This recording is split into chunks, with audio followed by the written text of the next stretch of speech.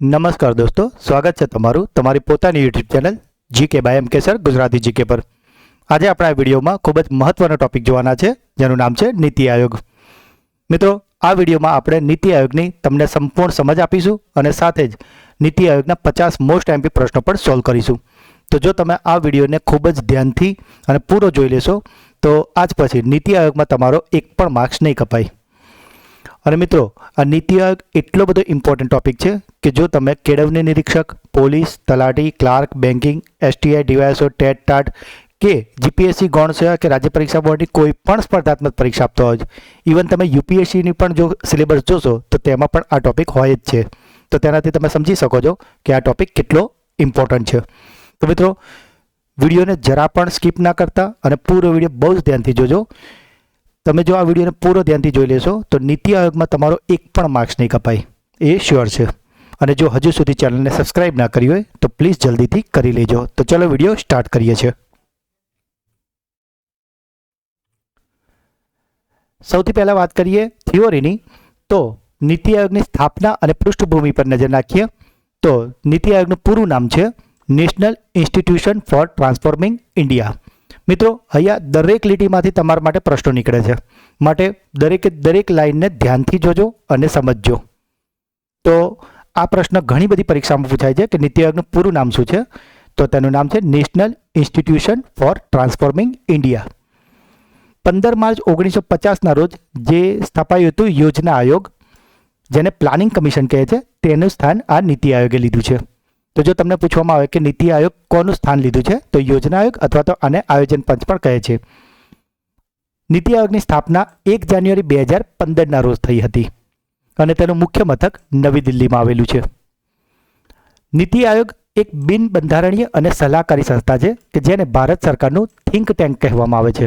તો મિત્રો, તમને પૂછવામાં આવે કે નીતિ આયોગ એક કેવા પ્રકારની સંસ્થા છે, તો તમારે કહેવાનું છે બિન બંધારણીય અને સલાહકારી સંસ્થા છે. અને સાથે જ ભારત સરકારનું થિંક ટેન્ક તરીકે કોણ કામ કરે છે, તો એ છે નીતિ આયોગ. અને સાથે જ તેની સ્થાપના દિવસ પણ ખાસ યાદ રાખજો, તે પણ ઘણી બધી પરીક્ષાઓમાં પૂછાઈ ગયું છે. અગાઉ વાત કરીએ કે નીતિ આયોગની વેબસાઇટ, તો મિત્રો આ વેબસાઇટ પણ એક એક્ઝામમાં પૂછાઈ હતી, તો તમારે યાદ રાખવાની છે કે નીતિ આયોગની ઓફિશિયલ વેબસાઇટ છે niti.gov.in. અને નીતિ આયોગની કાર્યરીતિ પૂછે તો તેનો કાર્યરીતિનો એપ્રોચ છે બોટમ ટુ ટોપ એપ્રોચ. હવે આ બોટમ ટુ ટોપ એપ્રોચ શું છે એ તમને આપણે આગળ વિડીયોમાં સમજાવીએ છીએ. મિત્રો, નીતિ આયોગ એક બુક બહાર પાડે છે જેનું નામ છે અર્થનીતિ. તો આ પ્રશ્ન પર પરીક્ષામાં પૂછાય છે કે નીતિ આયોગ કઈ બુક બહાર પાડે છે, તો તમારે યાદ રાખવાનું છે તેનું નામ છે અર્થનીતિ, કે જેના અંતર્ગત આ રીતે જુદી જુદી બુકો જુદા જુદા વિષયો પર બહાર પાડવામાં આવે છે. હવે વાત કરીએ આપણે તેના સભ્યો વિશે અને સાથે સાથે જ કોણ પ્રથમ હતા અને વર્તમાનમાં કોણ છે. મિત્રો, કોઈ પણ આવી જ્યારે અગત્યની કોઈ સંસ્થા હોય તો તેમાં કોણ પ્રથમ હતું અને વર્તમાન કોણ છે, આ સૌથી વધારે ઇમ્પોર્ટન્ટ થઈ જતું હોય છે. અને માટે જ આપણે આ જે વિડીયો બનાવ્યા છે એ ટુ ધ પોઈન્ટ, એમાં દરેકે દરેક લાઈન અને શબ્દ એક્ઝામ ઓરિએન્ટેડ જ લીધા છે, માટે પૂરો વિડીયો બહુ ધ્યાનથી જોજો. નીતિ આયોગની વાત કરીએ કે તેના અધ્યક્ષ કોણ હોય છે, તો મિત્રો નીતિ આયોગમાં એવું હોય છે કે જે પણ ભારતના વડાપ્રધાન હોય છે તે બાય ડિફોલ્ટ નીતિ આયોગના અધ્યક્ષ હોય છે, એટલે કે પદેન સભ્ય હોય છે. માટે નીતિ આયોગની સ્થાપના થઈ હતી 2015માં અને એ વખતે વડાપ્રધાન હતા નરેન્દ્ર મોદી. માટે નીતિ આયોગના પ્રથમ અધ્યક્ષ પૂછે તો તે છે નરેન્દ્ર મોદી. અને વર્તમાનની વાત કરીએ 2026માં, તો અત્યારે પણ ભારતના વડાપ્રધાન છે નરેન્દ્ર મોદી અને માટે જ નીતિ આયોગના પણ અધ્યક્ષ છે નરેન્દ્ર મોદી. તો આઈ હોપ કે તમને આ વસ્તુ ક્લિયર થઈ ગઈ હશે. ત્યાર પછીનો મોસ્ટ એમપી ટોપિક છે આ પણ, કે નીતિ આયોગના ઉપાધ્યક્ષ એટલે કે વાઇસ ચેરમેન કોણ છે. તો મિત્રો, નીતિ આયોગના જે પ્રથમ 2015માં જ્યારે બન્યું હતું ત્યારે જે ઉપાધ્યક્ષ એટલે કે વાઇસ ચેરમેન હતા તેમનું નામ હતું અરવિંદ પનગડિયા. અને વર્તમાનની વાત કરીએ 2026ની સ્થિતિએ, તો તે છે સુમન બેરી. તો મિત્રો, આ બંને પ્રશ્નો પણ પરીક્ષામાં પૂછાવાની ખૂબ જ વધારે શક્યતા છે. નેક્સ્ટ વાત કરીએ કે નીતિ આયોગના સીઈઓ કોણ છે. તો મિત્રો, નીતિ આયોગના જે પ્રથમ સીઈઓ હતા તે હતા સિંધુશ્રી ખુલ્લર. અને જે વર્તમાનની વાત કરીએ 2026ની સ્થિતિમાં, તો તે છે BVR સુબ્રમણ્યમ. મિત્રો, આ તમામે તમામ નામ તમારે યાદ રાખવાના છે. ફરી એકવાર એવું લાગે તો જોઈ લો કે અધ્યક્ષમાં છે નરેન્દ્ર મોદી, વાઇસ ચેરમેનની વાત કરીએ તો પ્રથમ હતા અરવિંદ પનગડિયા અને હાલમાં છે સુમન બેરી. અને સીઈઓની વાત કરીએ તો પ્રથમ હતા સિંધુશ્રી ખુલ્લર અને વર્તમાન છે BVR સુબ્રમણ્યમ. મિત્રો પછી જરૂર લાગે તો વિડીયોને પોઝ કરીને દરેકની ઇમેજ પણ જોઈ લેજો ધ્યાનથી, જેથી કરીને તમને એ ઇમેજ લાંબા સમય સુધી યાદ રહી જશે અને જેથી નામ ગોખવા નહીં પડે તમારે.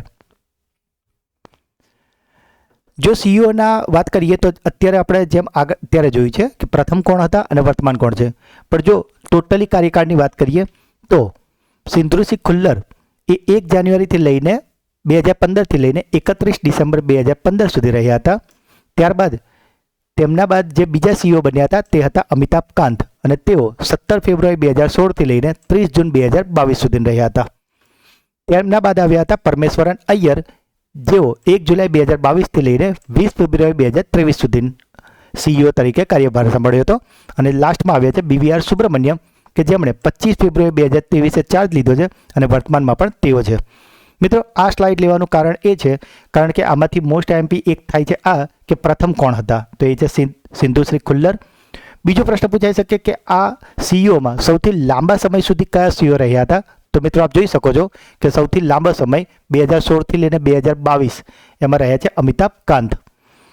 અને હાલમાં કોણ છે તો BVR સુબ્રમણ્યમ. તો આ સ્લાઇડમાંથી તમારે પહેલું, બીજું અને ચોથું ખૂબ જ ઇમ્પોર્ટન્ટ છે મિત્રો. હવે નીતિ આયોગના માળખાની વાત કરીએ કે તેમાં કોણ કોણ હોય છે. મિત્રો ધ્યાનથી વિડીયો જોજો, જરાય આળસ ના કરતા અને જરાય સ્કીપ ના કરતા. વિશ્વાસ રાખો નીતિ આયોગમાં તમારો એક પણ માર્ક્સ નહીં કપાવવા દો. નીતિ આયોગની માળખાની વાત કરીએ તો તેના અધ્યક્ષ ભારતના વડાપ્રધાન હોય છે, એટલે કે જે ભારતનો વડાપ્રધાન બનશે તે નીતિ આયોગના અધ્યક્ષ હશે. અને માટે જ અત્યારે વડાપ્રધાન નરેન્દ્ર મોદી છે 2026માં, માટે નીતિ આયોગના અધ્યક્ષ નરેન્દ્ર મોદી. તેના ગવર્નિંગ કાઉન્સિલની વાત કરીએ તો આમાં ભારતના તમામ રાજ્યોના મુખ્યમંત્રીઓ અને જે કેન્દ્ર શાસિત પ્રદેશોના જે આપણા લેફ્ટનન્ટ ગવર્નર હોય છે તેમનો સમાવેશ થાય છે. તમને ખ્યાલ હશે મિત્રો કે જે કેન્દ્ર શાસિત પ્રદેશ હોય છે આપણે ત્યાં મુખ્યમંત્રીઓ અમુકમાં છે, જે રીતે દિલ્હી કેન્દ્ર શાસિત પ્રદેશ છે પણ ત્યાં મુખ્યમંત્રી છે, પરંતુ જે લક્ષદ્વીપ છે એ કેન્દ્ર શાસિત પ્રદેશ છે પણ ત્યાં લેફ્ટનન્ટ ગવર્નર હોય છે, ત્યાં મુખ્યમંત્રી હોતા નથી. તો આઈ હોપ કે તમને ગવર્નર કાઉન્સિલમાં આ ટોપિક ખ્યાલ આવી ગયો છે. આ સિવાય મિત્રો નીતિન ગડકરી, JP નડ્ડા અને HD કુમારસ્વામી જેવા મંત્રીઓને વિશેષ આમંત્રિત સભ્યો તરીકે સમાવેશ કરવામાં આવે છે. અને મિત્રો મોસ્ટ આઈએમપી યાદ રાખજો કે તેમાં અંશકાલીન સભ્યોની સંખ્યા કેટલી હોય છે, જે અવારનવાર પરીક્ષામાં પૂછાય છે, તે એ હોય છે 2. હવે વાત કરીએ નીતિ આયોગના પૂર્ણકાલીન સભ્યોની. તો જો તેની સંખ્યા પૂછાય કે પૂર્ણકાલીન સભ્યો કેટલા હોય છે, તો મિત્રો તમારે યાદ રાખજો પૂર્ણકાલીન સભ્યો હોય છે 5. અને તેઓ કોણ હોય છે તો તેઓ વિવિધ વિષયોના નિષ્ણાંત હોય છે, એટલે કે અલગ અલગ વિષયોમાં જે નિષ્ણાંત હોય છે તેમને અહીંયા પ્રધાનમંત્રી દ્વારા અપોઇન્ટમેન્ટ કરવામાં આવે છે. તો તેની વાત કરીએ તો પહેલા છે ડૉક્ટર VK સારસ્વત કે જેઓ ભૂતપૂર્વ DRDOના પ્રમુખ અને સંરક્ષણ નિષ્ણાંત છે. આ જે આપ ફર્સ્ટ ઇમેજ જોઈ રહ્યા છો આ છે VK સારસ્વત. બીજી વાત કરીએ તો છે બીજા નંબરના પ્રોફેસર રમેશચંદ્ર કે જેઓ કૃષિ ક્ષેત્રના નિષ્ણાંત છે. આપ ઇમેજમાં જોઈ રહ્યા છો આ છે પ્રોફેસર રમેશચંદ્ર. ત્રીજા છે VK પોલ કે જે જાહેર આરોગ્ય અને તબીબી ક્ષેત્રના નિષ્ણાંત છે, જેમની ઇમેજ આપ જોઈ શકો છો. ચોથા છે અરવિંદ વિરમાણી કે જેઓ જાણીતા અર્થશાસ્ત્રી છે. અને હાલમાં જ જે સામેલ થયા છે એ છે રાજીવ ગૌબા કે જેઓ ભારતના પૂર્વ કેબિનેટ સચિવ છે અને જેમણે માર્ચ 2025માં 5મા સભ્ય તરીકે સામેલ કરવામાં આવ્યા હતા. તો મિત્રો આ તમામ મિત્રો જે છે જે મહાનુભાવો છે કે જેઓ નીતિ આયોગમાં પૂર્ણકાલીન સભ્યો હોય છે અને તેઓ જે વિવિધ નીતિઓ આવતી હોય છે તેને લઈને પોતાના મંતવ્યો આપતા હોય છે અને કઈ રીતે આયોજન કરવું તેમાં થિંક ટેન્કમાં મદદ કરતા હોય છે. ત્યારબાદ મિત્રો વાત કરીએ નીતિ આયોગના હોદ્દાની રૂહે સભ્યો તરીકે કેન્દ્રીય મંત્રીમંડળના કેટલા મંત્રી હોય છે, તો તમારે જવાબ લખવાનો છે 4 મંત્રી હોય છે. અને તે કયા કયા હોય છે તો એક હોય છે સંરક્ષણ મંત્રી કે જે અત્યારે હાલમાં છે રાજનાથસિંહ. બીજી વાત કરીએ તો બીજા છે અમિત શાહ કે જેઓ ગૃહમંત્રી અને સહકારિતા મંત્રી છે. ત્રીજા છે શિવરાજસિંહ ચૌહાણ કે જેઓ કૃષિ અને ખેડૂત કલ્યાણ મંત્રી છે. અને ચોથા છે નિર્મલા સીતારમણ કે જેઓ નાણામંત્રી અને કોર્પોરેટ બાબતના મંત્રી છે. મિત્રો આ જે પદ છે તે પદેન સભ્ય છે. એનો મતલબ કે જે પણ સંરક્ષણ મંત્રી હશે, જે પણ ગૃહમંત્રી હશે, જે પણ કૃષિ અને ખેડૂત કલ્યાણ મંત્રી હશે અને જે પણ નાણામંત્રી હશે તે આપોઆપ આ નીતિ આયોગના હોદ્દાની રૂએ સભ્ય બની જશે. તો આઈ હોપ કે તમને ખ્યાલ આવી ગયો હશે. તો તમારે યાદ રાખવાનું છે કે જો પૂર્ણકાલીન સભ્ય પૂછે તો તે 5 છે અને તેમાં આ 5 વ્યક્તિઓ છે જેમના નામ તમે એવું લાગે તો વિડીયોને પાઉઝ કરીને સ્ક્રીનશોટ લઈ લેજો. અને જો હોદ્દાની રૂએ પૂછે તો એમાં આ 4 મિત્રો આવશે, તો 4 મહાનુભાવો આવશે કે જેમાં સંરક્ષણ મંત્રી, ગૃહમંત્રી, કૃષિ અને ખેડૂત કલ્યાણ મંત્રી અને નાણામંત્રીનો સમાવેશ થાય છે. હવે વાત કરીએ કે નીતિ આયોગમાં મુખ્ય હબ કેટલા હોય છે અને કયા અને તેમનું કાર્ય શું હોય છે. તો મિત્રો નીતિ આયોગમાં કુલ 2 હબ હોય છે. તેમાં એક કરીને બંને હબ વિશે જોઈ લઈએ. તો પહેલું હબ છે તેનું નામ છે ટીમ ઇન્ડિયા હબ. તો આ ટીમ ઇન્ડિયા હબ છે તેનું કાર્ય શું છે તે જોઈએ. તો આ હબ કેન્દ્ર સરકાર અને રાજ્ય સરકારો વચ્ચે એક સેતુ તરીકે કાર્ય કરે છે અને તેના મુખ્ય કાર્યોની વાત કરીએ તો તે સુનિશ્ચિત કરે છે કે રાજ્યોની કેન્દ્ર સરકારના નિર્ણય લેવાની પ્રક્રિયામાં સક્રિય ભાગીદારી હોય અને રાજ્યોની જરૂરિયાતો મુજબ નીતિઓ અને કાર્યક્રમો તૈયાર કરવામાં મદદ કરે અને તેમને જરૂરી માર્ગદર્શન પૂરું પાડે અને સાથે જ વિવિધ ક્ષેત્રોના પ્રશ્નો ઉકેલવા માટે કેન્દ્ર અને રાજ્યો વચ્ચે યોગ્ય સમન્વય સાધે. મિત્રો આનું કારણ એટલા માટે છે, આ બનાવવાનું કારણ કે કોઈ નીતિ એવી હોય કે જે કેન્દ્ર સરકારે લાગુ કરી હોય પણ રાજ્ય તેનો પ્રોપર અમલ કરે કે ના કરે, કાં તો એમને પૂરું માર્ગદર્શન ના હોય જેથી કોઈ મિસગાઈડ થાય અને યોજનાનું પૂરેપૂરું અમલીકરણ ના થાય. તો એના માટે આ જે સેતુ તરીકે જે કામ કરવાનું છે કે રાજ્યએ કયા ઉદ્દેશ્યથી પોતાની નીતિ બનાવી છે અને તે કેન્દ્રએ કયા ઉદ્દેશ્યથી પોતાની નીતિ બનાવી છે અને રાજ્ય સુધી તેનો મૂળ ઉદ્દેશ્ય પહોંચવો જોઈએ અને તેના માટે આ જે સેતુ તરીકે કામ કરે છે ટીમ ઇન્ડિયા હબ. બીજું છે મિત્ર નોલેજ એન્ડ ઇનોવેશન હબ. તો આ હબ આયોગ્યની થિંક ટેન્ક ક્ષમતાઓને મજબૂત બનાવવાનું કાર્ય કરે છે અને તેનું મુખ્ય કાર્યની વાત કરીએ તો તેઓ વિવિધ નીતિઓ પર સંશોધન કરે છે અને નવા વિચારોને પ્રોત્સાહન આપે છે. વિવિધ રાજ્યોમાં સફળ થયેલા શાસન મોડેલ અને શ્રેષ્ઠ પદ્ધતિઓનો ડેટાબેઝ તૈયાર કરે છે જેથી અન્ય રાજ્યો પણ તેનો ઉપયોગ કરી શકે. સરકારને લાંબા ગાળાની વ્યૂહાત્મક અને ટેકનિકલ સલાહ આપવાનું કાર્ય કરે છે અને આ બંને હબ સાથે મળીને નીતિ આયોગને ભારતની આર્થિક અને સામાજિક ઉન્નતિ માટે એક સક્રિય અને આધુનિક સંસ્થા બનાવે છે.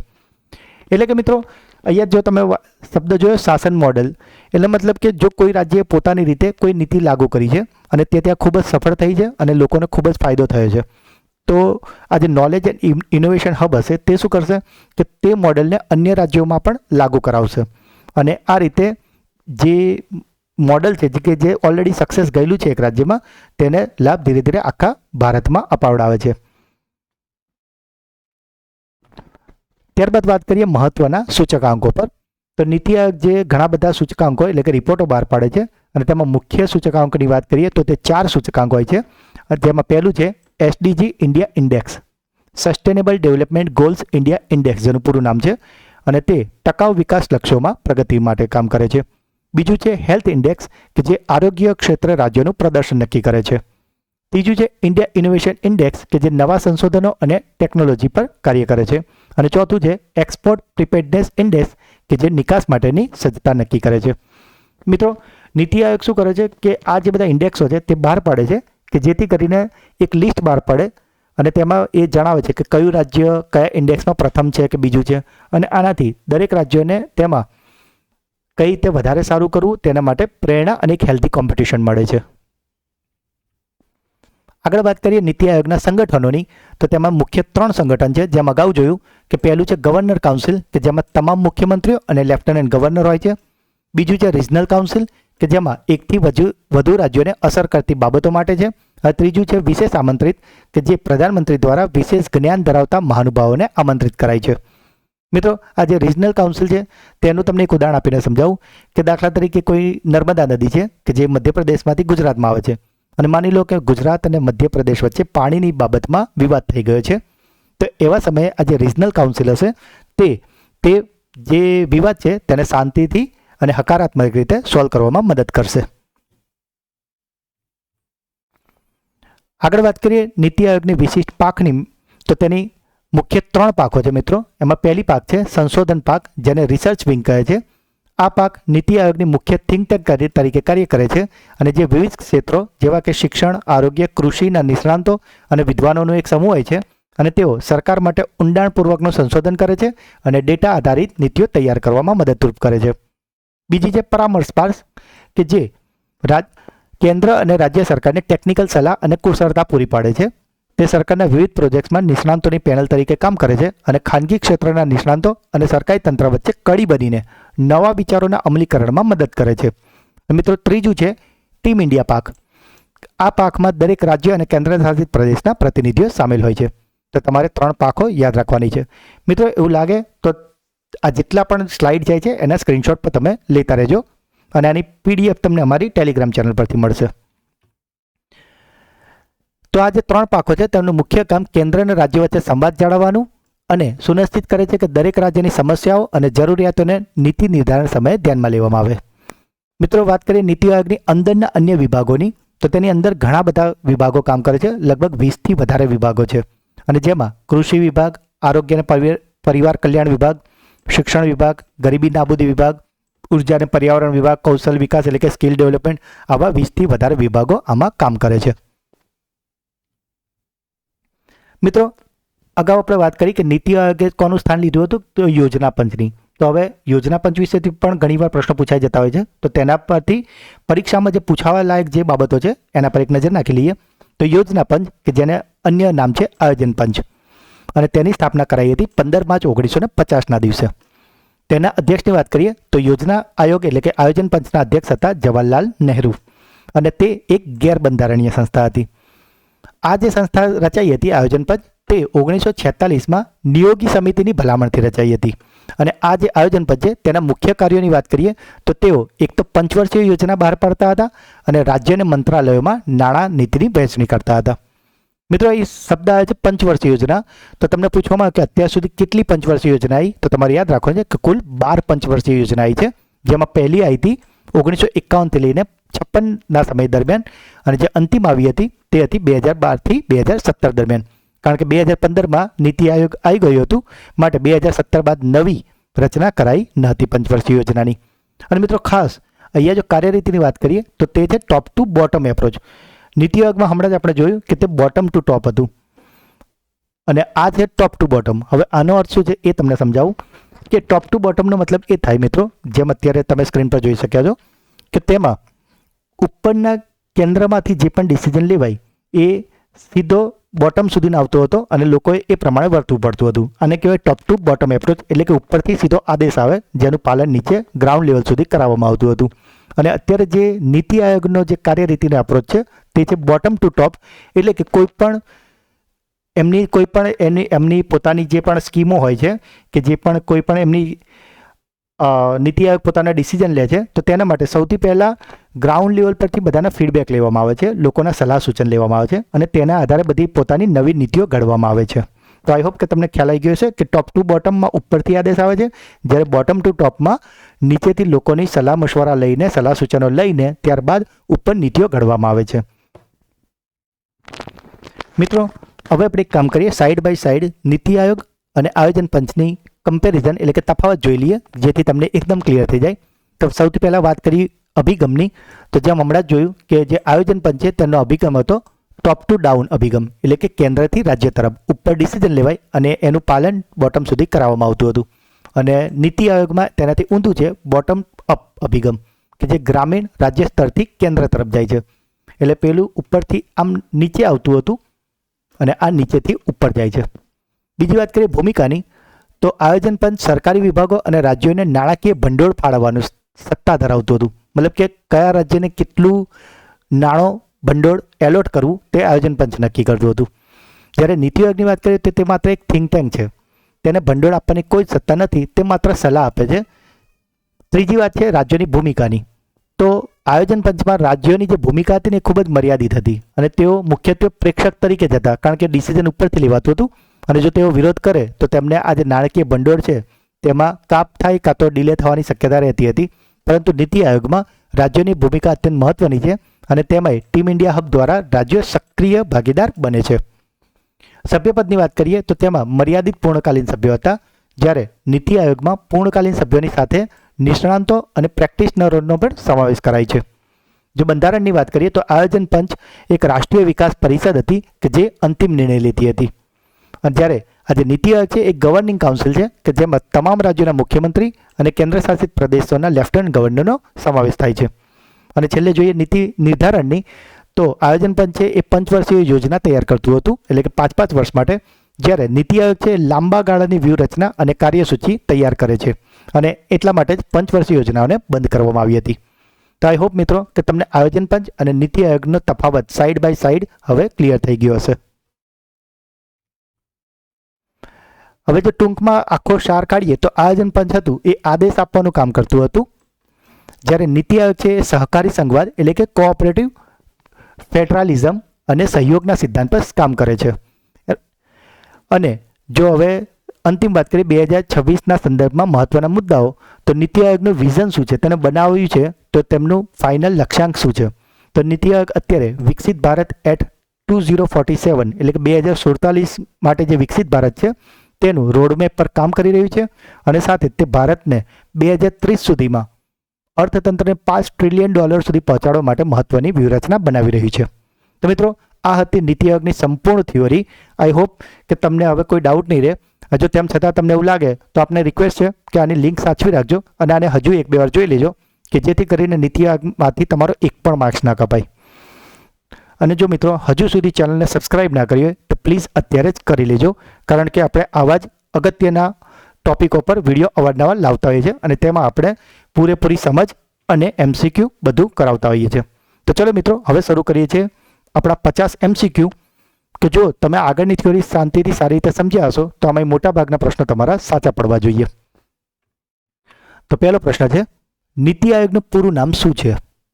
તો મિત્રો જો પરીક્ષામાં આ રીતે જ ઓપ્શન લખેલા હશે, તમને ભલે આવડતું પણ હશે ને તેમ છતાં ઓપ્શન એટલા નજીકના હશે ને પરીક્ષાની હડબડાહટમાં જો તમે એકવાર વાંચીને ગયા છો તો 100% તમારાથી ભૂલ થવાની શક્યતા રહેશે. માટે આપણે આ ટોપિકને એ રીતે તૈયાર કરવો છે કે નીતિ આયોગના જે પણ માર્ક્સ છે 2 કે 3 માર્ક્સના જેટલા બી પ્રશ્નો પૂછાય એ પૂરા માર્ક્સ આપણે રોકડા કરવાના છે. તો મિત્રો એ ભૂલ ના કરતા, નીતિ આયોગનું પૂરું નામ છે national institution for transforming India. એવું લાગે મિત્રો તો 1-2 વાર હજુ બોલી દો તમે આની સાથે સાથે, national institution for transforming India. Next પ્રશ્ન, નીતિ આયોગની સ્થાપના ક્યારે કરવામાં આવી હતી? તો મિત્રો જેમ અગાઉ જ જોયું તેમ નીતિ આયોગની સ્થાપના કરવામાં આવી છે 1 જાન્યુઆરી 2015ના રોજ. મિત્રો હું પ્રશ્ન વાંચું છું પણ તમારે જો તમે થિયોરી આગળ જોઈ છે તો તમારે તરત જવાબ તમારી જાતને જણાવવાનો છે, જેથી ખ્યાલ આવે કે 50માંથી તમને કેટલા આવડ્યા છે. નીતિ આયોગના અધ્યક્ષ એટલે કે ચેરમેન કોણ હોય છે? તો જેમ મિત્રો આપણે વાત કરી કે આ એક પદ છે, એટલે કે જે પણ ભારતના વડાપ્રધાન હશે તે જ નીતિ આયોગના અધ્યક્ષ હશે. નીતિ આયોગે કઈ સંસ્થાનું સ્થાન લીધું છે? તો મિત્રો આજે નીતિ આયોગ 2015માં શરૂ થયું, તેના પહેલાં જે સંસ્થા હતી તેનું નામ હતું યોજના આયોગ અથવા તેનું બીજું નામ છે આયોજન પંચ, જેને પ્લાનિંગ કમિશન પણ કહીએ છીએ. નીતિ આયોગના પ્રથમ ઉપાધ્યક્ષ કોણ હતા? તો મિત્રો આ જે નીતિ આયોગ છે એના પ્રથમ ઉપાધ્યક્ષ હતા અરવિંદ પનગડિયા. આપ ઇમેજમાં જોઈ શકો છો. મિત્રો મેં દરેકમાં રિલેટેડ ઇમેજ શોધીને મૂકી છે, કારણ કે મારો એ ટાર્ગેટ છે કે જે પણ મિત્રો આ વિડીયો જોવો છે તેમના નીતિ આયોગના ટોપિકમાં આજ પછી એક પણ માર્ક્સ ના કપાવવો જોઈએ. નેક્સ્ટ પ્રશ્ન, નીતિ આયોગનું મુખ્ય મથક ક્યાં આવેલું છે? તો મિત્રો નીતિ આયોગનું મુખ્ય મથક આવેલું છે નવી દિલ્હીમાં. નીતિ આયોગ કયા સિદ્ધાંત પર આધારિત છે? તો મિત્રો જેમ આપણે અગાઉ જોયું હતું કે ટીમ ઇન્ડિયા હબ હતું કે જે સહકારી સંઘવાદ પર કાર્ય કરતું હતું, કે જેને અંગ્રેજીમાં કહે છે કોઓપરેટિવ ફેડરલિઝમ. નીતિ આયોગના વર્તમાન CEO કોણ છે?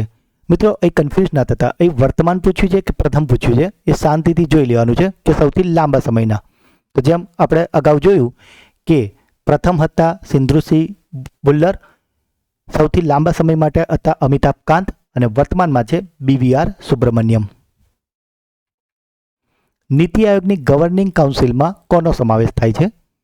તો મિત્રો આજે નીતિ આયોગની ગવર્નિંગ કાઉન્સિલ છે તેમાં સમાવેશ થાય છે બધા જ રાજ્યોના મુખ્યમંત્રીઓ અને કેન્દ્ર શાસિત પ્રદેશોના લેફ્ટનન્ટ ગવર્નરનો. નીતિ આયોગના પ્રથમ CEO કોણ હતા? તો જેમ હમણાં જ તમને જણાવ્યું પ્રથમ CEO હતા સિંધુસિંહ ખુલ્લર મેડમ. નીતિ આયોગ કેવા પ્રકારની સંસ્થા છે? તો મિત્રો આપ ઇમેજ જોઈ રહ્યા છો, અહીંયા ટેન્ક છે અને ઉપર મગજ દોરેલું છે. એનો મતલબ કે આ લડાઈવાળી ટેન્ક નથી, પરંતુ આ છે થિંક ટેન્ક. અને સાથે જ નીતિ આયોગ છે બિનબંધારણીય અને સલાહકારી સંસ્થા. અટલ ઇનોવેશન મિશન કોના દ્વારા ચલાવવામાં આવે છે? તો મિત્રો આ જે અટલ ઇનોવેશન મિશન છે તે ચલાવવામાં આવે છે નીતિ આયોગ દ્વારા. આ અટલ ઇનોવેશન મિશનનો લોગો છે મિત્રો, તો આને પણ જરા ધ્યાનથી જોઈ લેજો. નીતિ આયોગના ઉપાધ્યક્ષની નિમણૂક કોણ કરે છે? તો મિત્રો જો ફરીથી તમને એકવાર ક્લિયર કરાવી દઉં કે અધ્યક્ષ તો વડાપ્રધાન જ હશે અને ત્યારબાદ ઉપાધ્યક્ષ, સીઈઓ, આમંત્રિત મહેમાનો આ બધા જ વડાપ્રધાન નક્કી કરે છે. તો આ રીતનો કોઈ પણ પ્રશ્ન આવે તો તમારે લખી દેવાનું છે વડાપ્રધાન. એસડીજી ઇન્ડિયા ઇન્ડેક્સ કોણ જારી કરે છે? એટલે કે એસડીજી જેનું હમણાં જ મેં તમને પૂરું નામ કીધું હતું, સસ્ટેનેબલ ડેવલપમેન્ટ ગોલ્સ. તો આ જે ઇન્ડેક્સ છે તેને જાહેર કરે છે નીતિ આયોગ. નીતિ આયોગમાં કેટલા હોદ્દાની રૂએ સભ્યો હોઈ શકે છે? તો મિત્રો મેં અહીંયા ઇમેજ મૂકી છે એટલે તમને ખ્યાલ આવી જ ગયો હશે, કારણ કે અગાઉ હમણાં જ આપણે આ શીખીને આવ્યા છે. તો આ કુલ સંખ્યા છે 4 અને પૂર્ણકાલીન સભ્યો પૂછે તો 5 અને હોદ્દાની રૂએ છે 4. નીચેનામાંથી કયું નીતિ આયોગનું કાર્ય નથી? તો વ્યૂહાત્મક નીતિઓ ઘડવી એ નીતિ આયોગનું કાર્ય છે. સહકારી સંવાદને પ્રોત્સાહન આપવું તો તે પણ ટીમ ઇન્ડિયા કપ એટલે કે નીતિ આયોગનું કાર્ય છે. થિંક ટેન્ક તરીકે કામ કરવું તે પણ નીતિ આયોગ કરે છે. પણ રાજ્યોને પંચવર્ષીય યોજના માટે ફંડ ફાળવવું તે નીતિ આયોગ કરતું નથી. નીતિ આયોગની કાર્ય કરવાની પદ્ધતિ કઈ છે? તો મિત્રો આજે એપ્રોચની વાત કરી છે, જેમના વિશે મેં તમને અગાઉ હમણાં જ સમજાવ્યું હતું. આ આપ જોઈ શકો છો, નીચે એરો જઈ રહ્યો છે, એનો મતલબ કે આ ટોપ ટુ બોટમ, ઉપરથી ડિસિઝન લેવાય છે અને સીધું નીચે સુધી ઇમ્પ્લિમેન્ટ કરવામાં આવે છે. અને આ છે બોટમ ટુ ટોપ, જેનો મતલબ કે નીચેથી લોકોના અભિપ્રાય લઈને ઉપર નીતિઓ ઘડવામાં આવે છે. અને NITI Aayog bottom two up સિદ્ધાંત પર કાર્ય કરે છે. એસ્પાયરેશનલ ડિસ્ટ્રિક્ટ પ્રોગ્રામ એટલે કે એડીપી ક્યારે શરૂ થયો હતો? તો મિત્રો આજે એસ્પાયરેશનલ ડિસ્ટ્રિક્ટ પ્રોગ્રામ છે તે શરૂ કરાયો હતો 2018માં. મિત્રો નીતિ આયોગ આવા ઘણા બધા પ્રોગ્રામ કરે છે અને ઇન્ડેક્સો બહાર પાડે છે અને રાજ્યો વચ્ચે એક હેલ્ધી કોમ્પિટિશન રાખે છે. નીતિ આયોગમાં હોદ્દાની રૂએ સભ્યો કોણ હોય છે? તો નિવૃત્ત ન્યાયાધીશો નથી હોતા મિત્રો, કેન્દ્રીય મંત્રી પરિષદના સભ્યો પણ નથી હોતા, પરંતુ આનો સાચો જવાબ આવે છે વિવિધ રાજ્યોના મુખ્યમંત્રીઓ. મિત્રો આઈ હોપ કે તમને વિડીયોમાં મજા આવી રહી હશે અને આટલો ઇમ્પોર્ટન્ટ અને મહત્વનો ટોપિક તમને ખૂબ જ ઇઝી લાગતો થઈ ગયો હશે.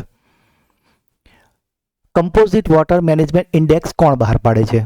તો મિત્રો આજે કમ્પોઝિટ વોટર મેનેજમેન્ટ ઇન્ડેક્સ છે તેને પણ બહાર પાડે છે નીતિ આયોગ. નીતિ આયોગના પૂર્ણકાલીન સભ્યોનો દરજ્જો કોને સમાન હોય છે? તો મિત્રો જે આપણે અગાઉ 5 વ્યક્તિઓ જોયા હતા પૂર્ણકાલીન સભ્યોમાં, અને તેઓ કેબિનેટ મંત્રીની કક્ષાની સમાન હોય છે. નીતિ આયોગના ટીમ ઇન્ડિયા હબનું કાર્ય શું છે? તો મિત્રો આજે ટીમ ઇન્ડિયા છે તેનું કાર્ય છે રાજ્યો અને કેન્દ્રો વચ્ચે કડી તરીકે કામ કરવાનું. ઇન્ડિયા ઇનોવેશન ઇન્ડેક્સમાં કયા રાજ્યએ સતત ટોચનું સ્થાન મેળવ્યું છે? તો મિત્રો આજે ઇન્ડિયા ઇનોવેશન ઇન્ડેક્સ જે બહાર પડાયો હતો અને તેમાં દર વખતે જે ટોચનું સ્થાન મેળવ્યું હતું તે રાજ્યનું નામ છે કર્ણાટક. નીતિ આયોગે કયા વર્ષ સુધીમાં ન્યૂ ઇન્ડિયા બનાવવાનું લક્ષ્ય ધરાવે છે? તો મિત્રો સ્લાઇડમાં આપણે જોઈ જ હતું કે ભારત જે 5 બિલિયન જે આપણે અર્થતંત્રને બનાવવાનું છે અને તેનો ટાર્ગેટ રખાય છે 2030 સુધીમાં. અત્યારે આપણું ભારત આવું છે અને 2030 સુધીમાં આવું બનાવવાનું લક્ષ્ય રખાયું છે. રાષ્ટ્રીય બહુપરિમાણીય ગરીબી સૂચકાંક એટલે કે MPI કોણ બહાર પાડે છે? મિત્રો અહીંયા જે બધા આવે છે એ નીતિ આયોગના કાર્યો છે, માટે આ રીતે પ્રશ્નોના ફોર્મમાં તમારે યાદ રાખી લેવાનું છે કે નીતિ આયોગના કાર્ય પૂછે તો પણ તમારે આ બધા પોઈન્ટો લખવાના છે. તો આ નીતિ આયોગ MPI પણ બહાર પાડે છે. નીતિ આયોગમાં મહત્તમ કેટલા અંશકાલીન સભ્યો હોય છે? તો મિત્રો જેમ અગાઉ જણાવ્યું તેમ નીતિ આયોગમાં અંશકાલીન સભ્યોની સંખ્યા છે 2. ફરીથી મિત્રો તમને એકવાર કમ્પેરિઝન કરાવી દઉં છું. પૂર્ણકાલીન સભ્યો પૂછે તો 5, હોદ્દાની રૂહે પૂછે તો એ છે આપણા 4 અને અંશકાલીન પૂછે તો એ છે 2. નીચેનામાંથી કયું હબ નીતિ આયોગનો ભાગ છે? તો નોલેજ અને ઇનોવેશન હબ છે જ, જેને હમણાં જ આપણે જોયું છે, અને ટીમ ઇન્ડિયા હબ પણ છે, માટે આપણો જવાબ આવશે A અને B બંને. નીતિ આયોગની પ્રથમ બેઠક ક્યારે યોજાઈ હતી? તો મિત્રો જેમ આપણે જોયું કે નીતિ આયોગની રચના થઈ હતી 1 જાન્યુઆરી 2015 અને ત્યારબાદ 8 ફેબ્રુઆરી 2015 તેની પ્રથમ બેઠક યોજાઈ હતી. વુમન ટ્રાન્સફોર્મિંગ ઇન્ડિયા એવોર્ડની શરૂઆત ક્યારે થઈ છે? તો મિત્રો આજે વુમન ટ્રાન્સફોર્મિંગ ઇન્ડિયા એવોર્ડ છે કે જે નીતિ આયોગ આપે છે અને તેની શરૂઆત કરવામાં આવી હતી 2016માં. નીતિ આયોગના વર્તમાન ઉપાધ્યક્ષ કોણ છે? તો મિત્રો નીતિ આયોગના વર્તમાન ઉપાધ્યક્ષનું નામ છે સુમન બેરી. હેલ્થ ઇન્ડેક્સ કોના સહયોગથી નીતિ આયોગ તૈયાર કરે છે? તો મિત્રો આજે હેલ્થ ઇન્ડેક્સ છે તે તૈયાર કરવામાં નીતિ આયોગની મદદ કરે છે વિશ્વ બેંક એટલે કે વર્લ્ડ બેંક. આ મોસ્ટ એમપી પ્રશ્ન છે મિત્રો. સસ્ટેનેબલ ડેવલપમેન્ટ ગોલ્સ એટલે કે એસડીજીની સંખ્યા કેટલી છે કે જે નીતિ આયોગ ટ્રેક કરે છે? તો મિત્રો આ જે ચાર્ટ છે આનો ખાસ સ્ક્રીનશોટ લેજો મિત્રો. અને આના વિશે તમને ખ્યાલ હોવો જ જોઈએ કે એસડીજીની સંખ્યા છે કુલ 17 અને આમાં તમે જોઈ શકો છો 1 નંબર પર છે નો પુઅર્ટી, 2 પર છે ઝીરો હંગર, 3 પર છે ગુડ હેલ્થ, 4 પર છે ક્વોલિટી એજ્યુકેશન. તો આ રીતે તમારે આ ચાર્ટ વિશે દરેક નંબર વિશે ડિટેલમાં યાદ રાખવાનું છે, એકવાર આનો અભ્યાસ કરી લેવાનો છે. અને મિત્રો જે પ્રશ્નો પરીક્ષામાં પૂછાય છે એમાં માની લો કે તમે શિક્ષણની કોઈ પણ પોસ્ટ માટે તૈયારી કરી રહ્યા છો તો એમાં પૂછવામાં આવે કે એસડીજીમાં શિક્ષણને લગતું જે નંબર છે તે કયો છે? તો એમાં 4 નંબરનું જે છે એ શિક્ષણ માટે છે, 3 નંબરનું છે એ હેલ્થ માટે છે એટલે કે દવાખાનાને લગતું એ રીતે. તો તમારે આ રીતે આને ટોટલી એકવાર અભ્યાસ કરી લેવાનો છે. જો તમને એવું લાગે તો કોમેન્ટમાં જણાવજો, આપણે આને પણ એક નાનકડો વિડીયો સરસ મજાનો બનાવી દઈશું જેથી કરીને તમારે આ ગોખવા નહીં પડે ને તમને ઇઝીલી યાદ રહી જશે. નીતિ આયોગ દ્વારા જાહેર કરાયેલા સ્કૂલ એજ્યુકેશન ક્વોલિટી ઇન્ડેક્સમાં કયું રાજ્ય મોખરે રહ્યું હતું? તો મિત્રો આજે નકશામાં તમે આજે રાજ્યનો જે કટઆઉટ છે એ જોઈને સમજી જ ગયા હશો અને એ લખ્યું જ છે કે નંબર 1 રાજ્ય રહ્યું હતું કેરળ. નીતિ આયોગના સીઈઓની નિમણૂક કોણ કરે છે?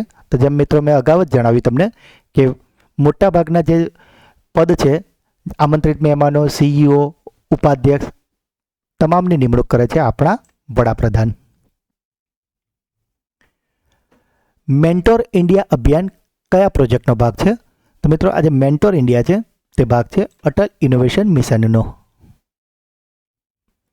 યોજના આયોગમાં પંચવર્ષીય યોજના હતી, નીતિ આયોગમાં તેની જગ્યાએ શું છે? તો મિત્રો નીતિ આયોગ છે એ હમણાં જ આપણે અગાઉ જોયું કે નીતિ આયોગ લાંબા ગાળાની યોજનાઓ બનાવે છે અને માટે નીતિ આયોગમાં 15 વર્ષનો વિઝન ડોક્યુમેન્ટ પણ છે, 7 વર્ષની વ્યૂહરચના પણ છે અને 3 વર્ષનો એક્શન એજન્ડા પણ છે. માટે આપણો જવાબ આવશે આપેલ તમામ. શૂન્ય અભિયાન કયા હેતુ માટે હતું? તો મિત્રો આવા જ પ્રશ્નો પરીક્ષામાં પૂછાતા હોય છે. તો મિત્રો આજે શૂન્ય અભિયાન જે નીતિ આયોગ દ્વારા શરૂ કરવામાં આવ્યું હતું અને તેનો હેતુ હતો શૂન્ય પ્રદૂષણ ડિલિવરી વાહનો એટલે કે ઈવી વાહનો. ઈ અમૃત પોર્ટલ શેના વિશે માહિતી આપે છે? તો મિત્રો આજે ઈ અમૃત પોર્ટલ છે તે જ મુખ્યત્વે છે ઇલેક્ટ્રિક વાહનો માટે કે જેમાં વાહનોને ઈવી લેવાથી શું ફાયદા થાય છે, પ્રદૂષણ કઈ રીતે ઘટાડી શકાય છે, તેના માટે સબસિડી આપી તમામ માહિતી તમને આ ઈ અમૃત પોર્ટલ પરથી મળી જાય છે. નીતિ આયોગ કઈ શ્રેણીમાં એક્સપોર્ટ પ્રિપેર્ડનેસ ઇન્ડેક્સ બહાર પાડે છે? તો મિત્રો નામ પરથી તમને ખબર પડી ગઈ હશે કે એક્સપોર્ટ પ્રિપેર્ડનેસ ઇન્ડેક્સ. તો એક્સપોર્ટ એટલે કે નિકાસ સજ્જતા માટે આ એવોર્ડ ઇન્ડેક્સ બહાર પડાય છે કે જેમાં કયા રાજ્યમાંથી કઈ વસ્તુ અને કેટલા પ્રમાણમાં એક્સપોર્ટ એટલે કે નિકાસ કરાય છે અને તેની એક યાદી એટલે કે ઇન્ડેક્સ બહાર પાડવામાં આવે છે. નીતિ આયોગની રચના માટેનો ઠરાવ કોણે પસાર કર્યો હતો? તો મિત્રો આજે નીતિ આયોગ બનાવી હતી 1 જાન્યુઆરી 2015 અને તે બનાવવા માટે જે ઠરાવ છે તે પાસ કરાયો હતો કેન્દ્રીય કેબિનેટ દ્વારા. 7 કાર્યક્રમ કયા ક્ષેત્રોમાં પરિવર્તન લાવવા માટે છે? તો મિત્રો આજે 7 કાર્યક્રમ છે કે જેનું પૂરું નામ છે sustainable action for transforming human capital અને આ જે કાર્યક્રમ છે તેનું મુખ્ય હેતુ હતો શિક્ષણ અને આરોગ્યમાં પરિવર્તન લાવવાનો. નીચેનામાંથી કોણ નીતિ આયોગના વિશેષ આમંત્રિત સભ્ય હોઈ શકે? મિત્રો જેમાં અગાઉ આપણે જણાવ્યું હતું કે જે નીતિ આયોગ છે તેમાં વિવિધ ફિલ્ડના નિષ્ણાંતો અને પ્રેક્ટિશનર્સોને વડાપ્રધાન દ્વારા આમંત્રિત કરવામાં આવે છે. નીતિ આયોગનો મુખ્ય ઉદ્દેશ્ય શું છે? તો મિત્રો નીતિ આયોગનો મુખ્ય ઉદ્દેશ્ય છે રાજ્યોની સક્રિય ભાગીદારી સાથે રાષ્ટ્રીય વિકાસની પ્રાથમિકતાઓ વિકસાવવી. નીતિ આયોગે કયા રિપોર્ટ દ્વારા દેશમાં સિલ્વર ઇકોનોમી કે જેને વૃદ્ધોની અર્થવ્યવસ્થા કહીએ છીએ તેને પ્રોત્સાહન આપ્યું છે? તો મિત્રો પરીક્ષામાં તમને આ રીતે લખેલું નહીં આવે, તમને ખાલી એટલું જ પૂછશે કે નીતિ આયોગની સિલ્વર ઇકોનોમી શાની સાથે સંબંધિત છે. તો મિત્રો તમારે આમાં કન્ફ્યુઝ નથી થવાનું. સિલ્વર ઇકોનોમી છે આપણા senior care reform in India સાથે સંબંધિત. નીતિ આયોગના સભ્યોમાં જે વી.કે. સારસ્વત હતા તે કયા ક્ષેત્ર સાથે સંકળાયેલા છે?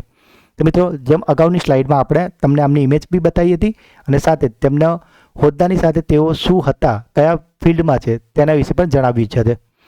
અને આ જે વી.કે. સારસ્વતજી છે તે છે વિજ્ઞાન અને સંરક્ષણ સાથે સંકળાયેલા છે. ડિજિટલ બેન્કિંગ પરનો અહેવાલ તાજેતરમાં કોણે રજૂ કર્યો છે? તો મિત્રો જો જ્યારે તમે ડિજિટલ બેન્કિંગ નામ સાંભળો એટલે તમે સીધો ઓપ્શનમાં પહેલું RBI ટિક કરીને આવી જાઓ. પણ તમારે યાદ રાખવાનું છે કે આ જે ડિજિટલ બેન્કિંગ પરનો અહેવાલ છે તેને પણ તાજેતરમાં રજૂ કર્યો છે નીતિ આયોગે. નીતિ આયોગના SDG ઇન્ડિયા ઇન્ડેક્સ એટલે કે સસ્ટેનેબલ ડેવલપમેન્ટ ગોલ્સ ઇન્ડિયા ઇન્ડેક્સમાં પ્રથમ વખત કયું રાજ્ય ટોચ પર રહ્યું હતું? તો મિત્રો આજે પહેલી વાર જે SDG ઇન્ડિયા ઇન્ડેક્સ બહાર પડ્યો હતો તો તેમાં કેરળ પણ પ્રથમ નંબરે હતું અને હિમાચલ પ્રદેશ પણ પ્રથમ નંબરે હતું. માટે આપણો જવાબ આવશે A અને B બંને.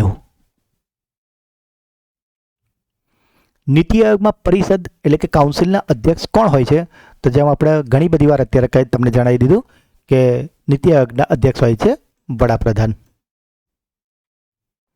નીતિ આયોગ કઈ આંતરરાષ્ટ્રીય સંસ્થા સાથે મળીને કામ કરે છે? તો નીતિ આયોગ એ UNDP અને વર્લ્ડ બેંક બંને સાથે મળીને કામ કરે છે. માટે આપણો જવાબ આવશે A અને B બંને. નીતિ આયોગના કમ્પોઝિટ વોટર મેનેજમેન્ટ ઇન્ડેક્સ એટલે કે CWMI મુજબ જળ વ્યવસ્થાપનમાં કયું રાજ્ય સતત ટોચ પર રહ્યું છે? તો મિત્રો આજે જળ વ્યવસ્થાપન થાય છે તેમાં સતત દર વર્ષે ટોચ પર રહે છે આપણું ગુજરાત. તો મિત્રો આ હતા નીતિ આયોગની સંપૂર્ણ સમજ આપતી થિયોરી અને 50 MCQ. આઈ હોપ કે તમને મોટાભાગના MCQ આવડ્યા જ હશે.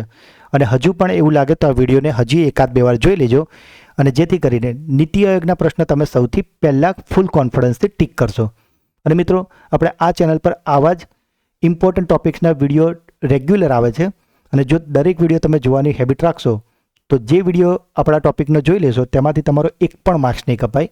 બસ જરૂર છે કે દરેક વિડીયોને ખૂબ જ ધ્યાનથી અને શાંતિથી જોવાનો.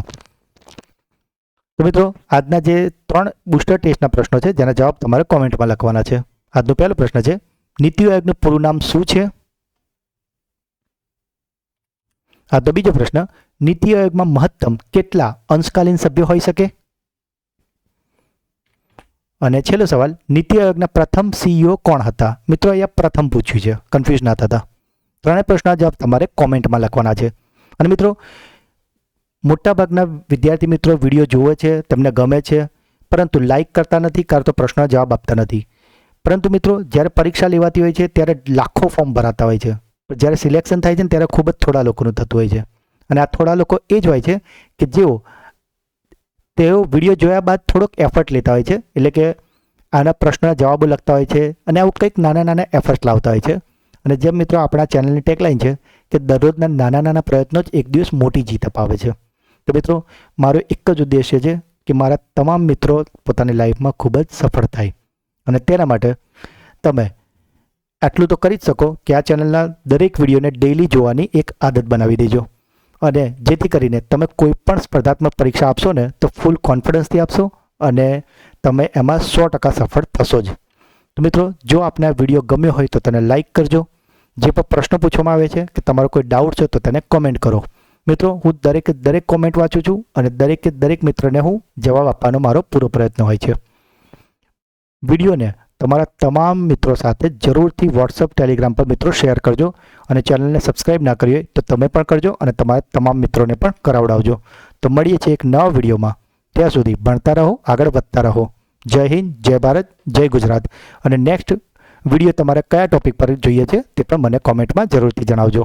મિત્રો ત્યાં સુધી પોતાનું ધ્યાન રાખજો અને પોતાના લક્ષ્ય તરફ આગળ વધવા માટે, સફળ થવા માટે મહેનત ચાલુ કરી દો. All the best.